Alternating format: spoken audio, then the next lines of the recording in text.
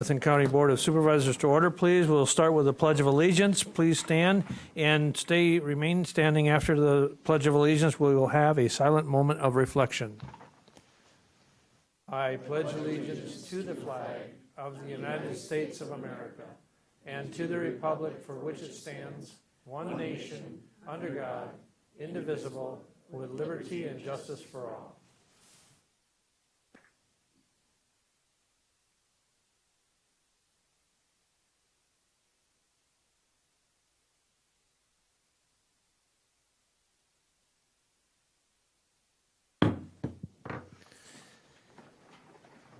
Thank you. We'll have the reading of the notice, please.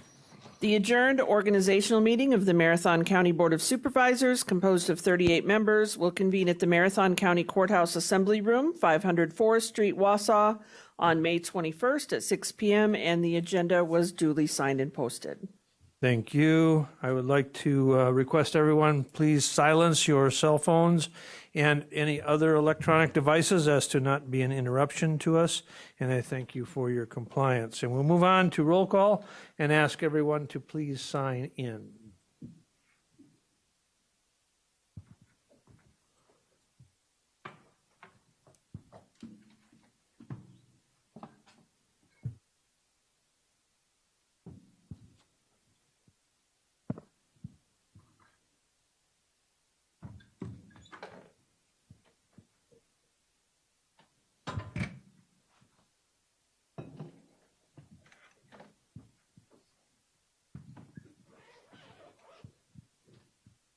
All right, thank you. And I'd like to welcome all the visitors that we have with us today, along with all of the visiting public on the public information channel.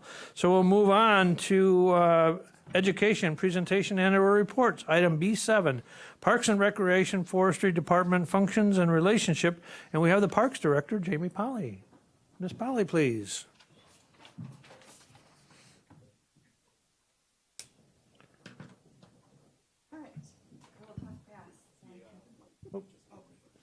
Guess I gotta turn that on. Thank you very much for allowing me to talk to you tonight. I am Jamie Polly, the Parks, Recreation, and Forestry Director for Wausau and Marathon County.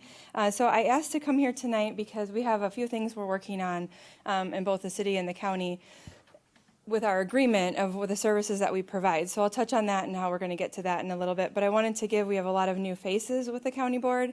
I'm giving the same presentation to the city council next week, Tuesday, just to educate a little bit about our department, where we are today, where we came from, how we got to this joint agreement. And so I'll talk about that just a little bit here and then answer any questions.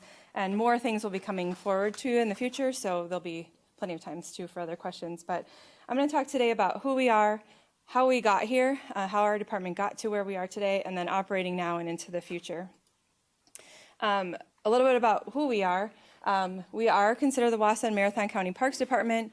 I am a county employee. All of our employees are county employees. The city of Wausau contracts with the county to provide services for all of the parks. So there's 39 city parks that we oversee. We manage the 25,000 street trees that you see within the city of Wausau, as well as we do the recreation programs. And within our parks, we have all the specialized facilities, such as Sylvan Tubing Hill Athletic Park, the 3 aquatic centers, and so on. They're on that list. And then within the county, we manage 17 county parks throughout the counny, and along with 10 county forest units. So all in all, we have 3,400 acres plus of parkland and a little over 30,000 acres of county forest land that we manage. And then within the county, our specialized facilities are like Sunnyvale Softball Complex, our People's Sport Complex, 2 ice sheets. So a lot going on. We work with the Fair Board very closely on Marathon Park and so on. Along with what we do, we work with the Sheriff's Department on park enforcement. I'll talk on that in a little bit. This is just an overview. I know you can't see it on the screen, but we have these sheets printed out. They're also on our website. It really just shows all of the properties that we manage and all of the amenities that are at each property. We give this out to the public so they can see which parks might have a basketball court, a pool, baseball fields, picnic areas, playgrounds, and such. So if you're interested in that, I'd be happy to share that, and it's got the acreage of each of those parks. Our mission statement is, it follows the mission statement of the city and the county. And we made it a little unique to our department, but all in all, it encompasses the vision of both to adaptively manage our park and forest lands for natural resource sustainability while providing healthy recreation opportunities and unique experience, making our county a desired place to live, work, and play. If I'm going too fast at all, let me know, but I'm sure I'm not. So I touched on it a little bit. Our department is made up of 44 full-time staff. And then about this time of year, we've got our seasonal staff starting. We bring on about 120 seasonal staff. About 70 of those are city park staff that work specifically at the pools. So lifeguards, cashiers, since we have 3 aquatic centers to manage. As I mentioned, we're all county employees. But the city does share in the cost, and I'll touch on that. But I wanted to touch on that I do report to Lance, the county administrator, and he routinely talks to the mayor about my performance review. So I do get some input from the city as to what we're doing, how we're doing, and then Lance tells me when we meet and do our performance appraisals each year. So that was the background of us. The one thing I should touch on about who we are is we're managed by the Park Commission, and that'll be coming forward too, but that oversees our whole park system, both city and county. And then through that, we make recommendations, the Park Commission make recommendations to the ERC, that's our standing committee we go through, and then county board, or if they make a recommendation that's a city facility, then we go through the city council or finance committee and through the city council there. So we follow both procedures of both entities. But to go back, how did our Parks Department become what we are today? Because we are very unique to the nation, actually. I think we're one of the only one or very few that is a joint city-county department. And so it makes us unique. We get a lot of questions, actually, when I'm a member of the National Park Association, and I'm in a lot of different organizations through that, and I always get a question of, how does that work? You know, do you have to go to city council meetings? You have to go to county board? And I said, yep, I get all of it. So, but we started in 1905 is when the Wausau Park Board was established. 1920, the Park Commission was established. 1920 is when the Historical Society gave Marathon Park to the county, and that started the Parks Department. 1925, there was a discussion from our county board supervisor at that time to talk to the mayor about how do we consolidate or how do we manage these 2 park systems. So they talked about a single administration for both park systems. So in 1926, that first administrator was hired and oversaw 2 separate departments. So it wasn't a joint department at that time, but they oversaw the 2 separate departments. In 1971, again, they looked at this and they wanted to see how could we be more efficient with personnel, equipment, and they formed a study committee. I got to go to my notes real quick. But so the chairman of the Board of Supervisors appointed city and county study committee. They looked at the problems that both the park board was facing as well as the park commission, and they looked at everything as far as financials and personnel policies over 8 months and 8 months with 11 meetings within that 8 months. And what came out of it was a recommendation to consolidate the department as one department, and the city turn over all of the parks and personnel to the county in 1973. And along with that time, the Wisconsin state legislature implemented Wisconsin Statute 27075. It's very long, I'm not going to read it all, but essentially what it did was it gave counties the authority, as long as they were under 750,000 in population, the authority to govern city or town or village parks if that entity passed a resolution turning over all governance of their park system to the county, and the county accepted a resolution to accept that duties. So with that, the powers of that, go to the next slide, Wausau passed resolution 710550, and Marathon County passed another resolution very similar that made effective as of December 1st, 1974 at midnight. The city delegated all of the park governance to Marathon County to govern, manage, control, and improve all their public parks. They set at that time to disband the Wausau Park Board and the Park Commission and form a new Park Commission. They transferred all employees to the county at that time, and all the non-represented employees' salaries and benefits were to be shared 50-50. and as well as equipment and machinery shared 50-50. So as we go through budget time, one of the things you'll see is is our rolling stock budget. That has been 50-50 since this time of 1974, and it still is that way today. The county board approved an increase to our rolling stock last year. The city automatically did the same and increased it to match that 50-50 agreement. So with that, the Park Commission, as that was formed, it's made up of 3 city council members that are recommended to the county administrator by the mayor, as 3 county board members from outside the city limits of Wausau, so we get a broader range, and then it's got 1 member at large that is not a city council member or a county board member, and it's someone who's mutually agreed upon by the county administrator and the mayor. There's one resolution in 1992 that was approved that used to say that that person could not be a city resident. In 1992, that was taken out, and they just have to be a member at large agreed upon by both parties, but not a member of either of those boards. So that's what we have today, and we'll have our first meeting of the new Park Commission on June 4th. That is fully appointed at this time, so that will be good to have that. Going a little further, a couple of other resolutions that kind of formed how we are today is in 1983, the city passed a resolution giving the county enforcement authority to the city parks. At that time, we had a ranger system, so we had 12 rangers that managed our city and our county parks. Today, we do not have 12 rangers anymore. We have 2 sheriff's deputies that are dedicated to the Parks Department. We fund one through our budget. The other one is funded through DNR funding for ATV and snowmobile patrol. And they do, when they're called for an emergencies, they do help within the county, and each of them have a special unit. One's on the bomb squad. Actually, I think they're both on the bomb squad now. We used to have one that was on the dive team as well. They're amazing, and our partnership with the Sheriff's Department has been really good. We're going on year 4 of that. And that was changed with the retirement of our ranger that we had specifically in our department. In 1992, that's when the Park Commission was clarified. In 2002, one of the things that really has nothing to do with the city, but the county continued to look at the structures of our department and took the forestry department. So the county forestry department used to be separate, and they brought them under the umbrella of the Parks Department. So that's when I got our county forest administrator and our county forester and our 10 forest units all within our department to make it what we are today. And then in 2003, there was another agreement for liability of all the employees. Questions arose of the county employees working within city parks and in city pools.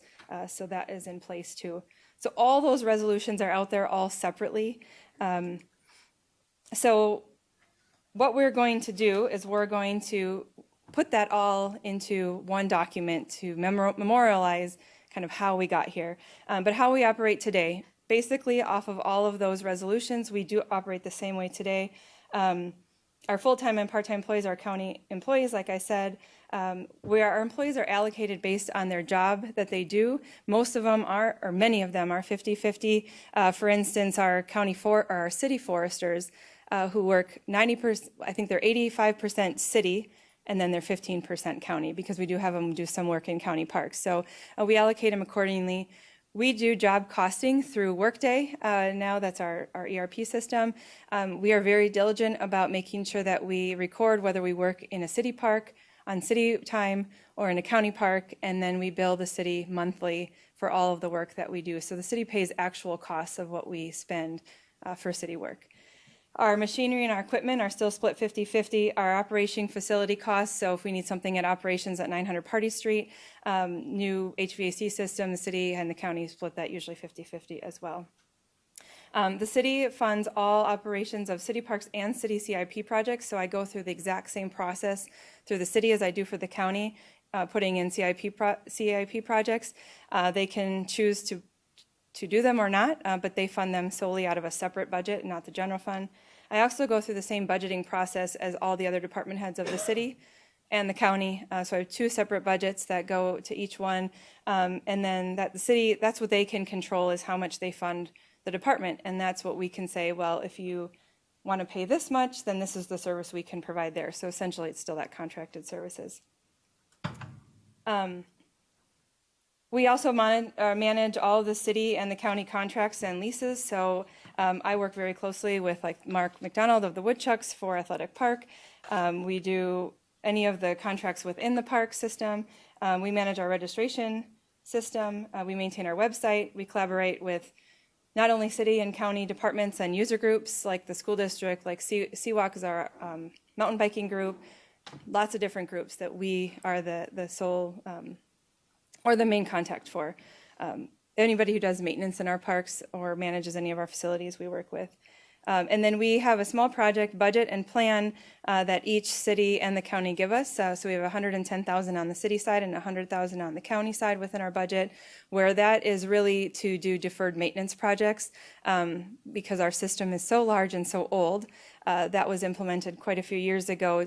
That's under the CIP level of where we can continue to upkeep our facilities within our budget, but specifically for that maintenance. So we're also developing the 5-year plan. I mentioned the arborists. I review city planning documents as well as county documents, and we do the enforcement of park rules within the sheriff's and the WASA PD. So that's been evolving a lot. We have a lot of things that we need to clean up on both the county side and the city side when it comes to enforcement. We've been seeing that a lot with just our collaborative efforts with the downtown area, with the WASA PD, and clarifying, what they can enforce, what they can't. Our sheriff's deputies do that for us every year. As if they see something, they come to me and say, if it read this way, we could actually enforce it. Otherwise, we can't, stuff like that. So each year you'll see an update to county and ordinances. And then we update our outdoor recreation plans. So this is just an overview. We have a county comprehensive outdoor recreation plan. We have a city county outdoor recreation plan. I'd like to merge those two. We just haven't really figured out how yet because they are still two separate entities. But they work together. They follow the strategic plan of the city and the comprehensive plan of the county. And then we have a 15-year county forest plan that we work off of that's approved by the DNR. Just the next two slides are really just how we build our park system. Both, we don't do it solely with taxpayer money. We get a lot of grants. We have user fees that we charge. We have contracts with special user groups that volunteer their time and their resources. So most of our facilities have been improved because of our user groups or because of those partnerships and sponsorships. And we'll continue that. Also collaborations, you'll see a lot of our recreation programs have sponsors. They have great sponsors to provide the funding for like our movie in the park series, stuff like that. And we will continue to do those relationships. So what to expect and why I'm really here is when the resolution was passed, or resolutions were passed in 1974 to bring us to how we are today, what should have been done at that same time is an agreement for services as to what does the city expect of our department to provide them. We've been working in good faith for the last 50 years. I mean, we don't, as a department, we don't decide, oh, we're going to work city today and we're going to work county tomorrow. We just have a list of what needs to get done, and we go out and do it. We have mowing routes, and some days people are in both. So we work as a system. It's one system. It's all our responsibility. But a lot of this came to light over COVID when I worked with the health department on what we should do with parks, and we had to shut some parks down, or we closed some parks, and the city questioned what authority I had to close a city park. So that's kind of what brought all of this to the forefront, is why do we need this contract for services to just clarify what's expected of myself, of my staff, of the county board as an entity kind of overseeing that contract. So that's what we're working on. We have an intergovernmental agreement that actually memorializes all those resolutions that I told you about into one document, so we don't have to continue to go find all the resolutions that were ever passed. And they lay out basically what we do today for services, and then the processes we go through. So the budget process, the CIP process. If the city wants to build a new park like River Life, like they did a few years ago, it's their responsibility to fund it and their responsibility to add staffing to us if we need it, to provide us the resources we need for the expectations that they have. The city can appropriate money to that, or per the resolution of 27075, it does say that the city can appropriate money to the county to pay for them with clarifying the expectations. So they have been doing that for 50 years. They fund the city operations. So nothing has changed. We just want to put that in writing And that's what will be coming through the Park Commission on the 4th. It will go to ERC on the 4th of June as well. I'll be taking it through the City Council on that side and the Park Committee over there simultaneously. And then ultimately, it's going to come back to you as a county board to look at that document and to approve the services we provide to the city. Ultimately, it's the city approving their expectations of us so that I know really how we should be doing it. I mean, I think I do, and we haven't had much complaints other than COVID. So one thing I really wanted to point out, just because we were going to move this through, because this, like I said, has been in the works since 2020. It really needs a lot more education. That's why I'm bringing it to you tonight. I'm bringing it to City Council next week. But the ultimate thing is what's going to change with this intergovernmental agreement is absolutely nothing. We're just memorializing how we operate today. The only thing that would change is if the city decides to say they want something or they don't want something, then we adjust how we work, or they can adjust the funding. But we provide the services that they pay for, and they pay for, like I said, all of that. And we're not asking for any more funding. We're not asking for control, because the county already has control of the city parks since 1974. So nothing is changing. We're just putting that document together. The city has to talk about the makeup of their Parks Committee on their end, because by this resolution, the Park Committee was supposed to go away and just the Park Commission was formed. When it was brought back in 2002, it was brought back with no duties or responsibilities, so it doesn't have any actual authority at the moment. So we're going to work through that and what that means, because there are some people who really want to keep that, at least for some input, which I think is valid. So it may be an advisory committee, it may not be, but that's a different, really has nothing to do with the county side. That's how they want to manage and provide input, so we'll work through that. So that's a really fast overview. I hope I did okay on time. Any questions? So open it up to questions. Great. Supervisor Kroll. Thank you, Mr. Chair. I just wanted, maybe it was missed in here or maybe I missed it, but how often does this intergovernmental agreement need to be renewed? Is it every 2 years, 3 years, 4 years? What's the system for that? We have it, right now we have it written in the draft agreement that will go through the committees, that it will be reviewed every year. And it has stipulations in there of what reports I need to make to the city council and how often I'll need to give them updates. But it's also up to the park commission members who serve on the park commission from the city to provide updates as well. But it looks like it will renew automatically, but it will be reviewed every year in case we want to change anything. Any other questions? Okay. Thank you, Jamie. All right. Great report. Thank you. And look forward to the updated operating agreement, or the agreement in the future. Moving on to item 8B, standing committee chairpersons or designees. Any reports?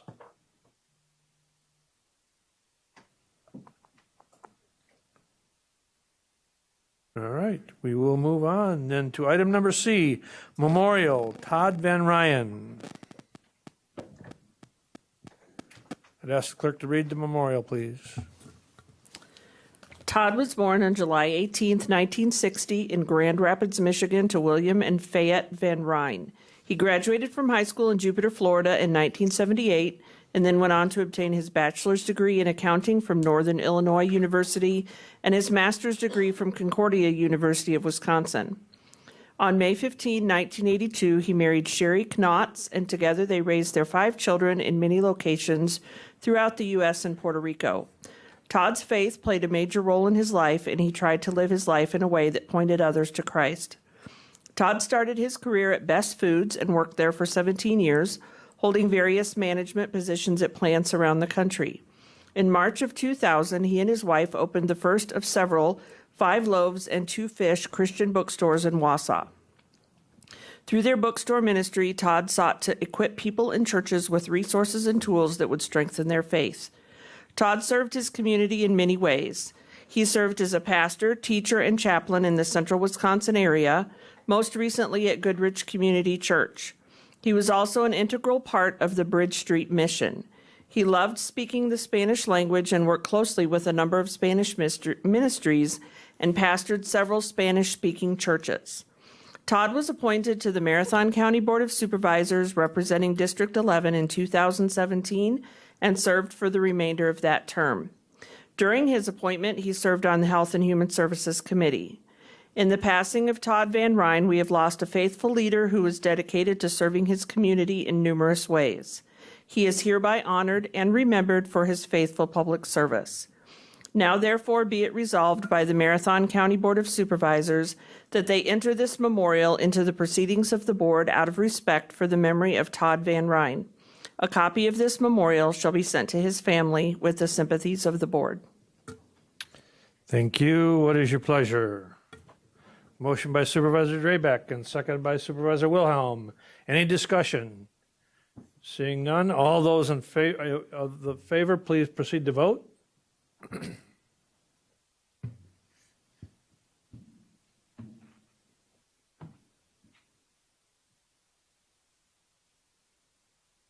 Supervisor Zhang, how do you vote? Aye. Thank you. And we'll proceed. And the motion is carried and it is unanimous. Out of respect for Mr. Van Ryn, we'll have a silent moment of reflection.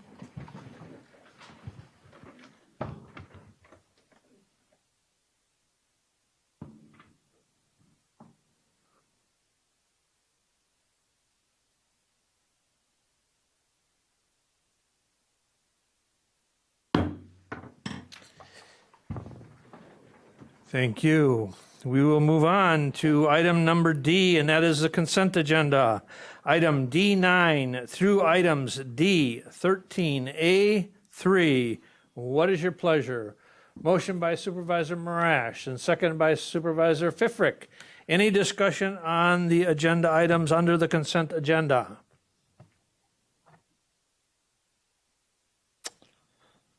Okay, seeing none, we'll proceed to vote.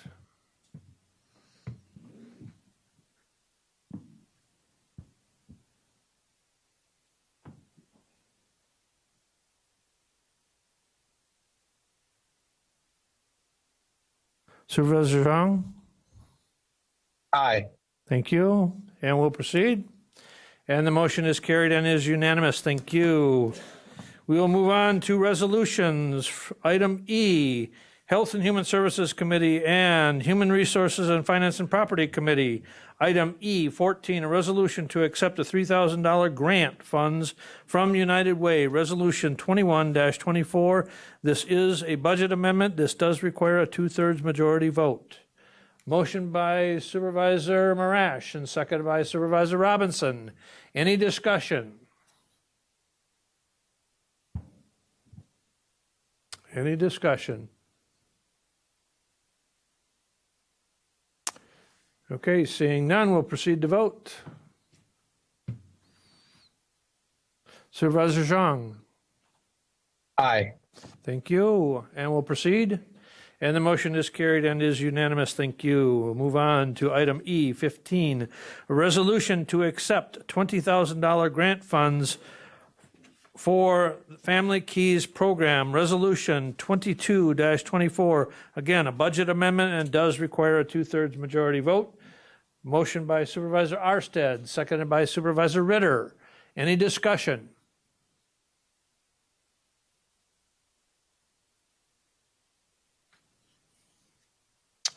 Okay, seeing none, we'll proceed to vote.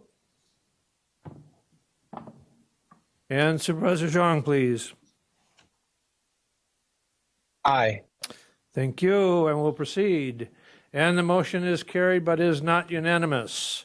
And we'll move on to Public Safety Committee, Human Resources and Finance and Property Committee, a resolution to accept dive team equipment grant through the Aligned Law Enforcement Response Team Program. Resolution 23-24, also a budget amendment and does require a 2/3 majority vote. Motion by Supervisor Marash and seconded by Supervisor Robinson. Any discussion?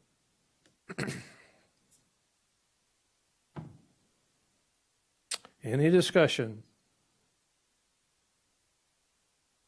Okay, seeing none, we'll proceed to vote. And Supervisor Zhang, please. Aye. Thank you.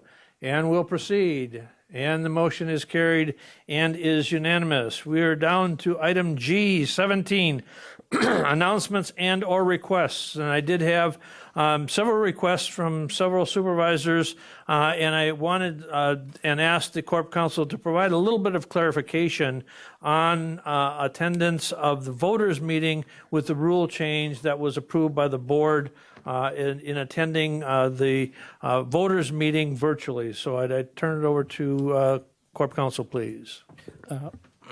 Sure. So the rule regarding attendance of the voters' meeting is identical to the previous rule in that supervisors are required to attend in person for the voters' meeting unless they receive approval from the chair under the specified circumstances, which include inclement weather, anticipated lack of quorum, medical circumstance, or other emergencies or unforeseen circumstances. So just a reminder that it's the general expectation in that rule is in-person attendance, and the exception is one of those reasons that's outlined in your rule.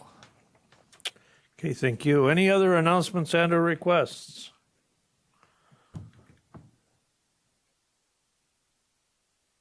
Okay, we are down to the infamous one, item G, 18.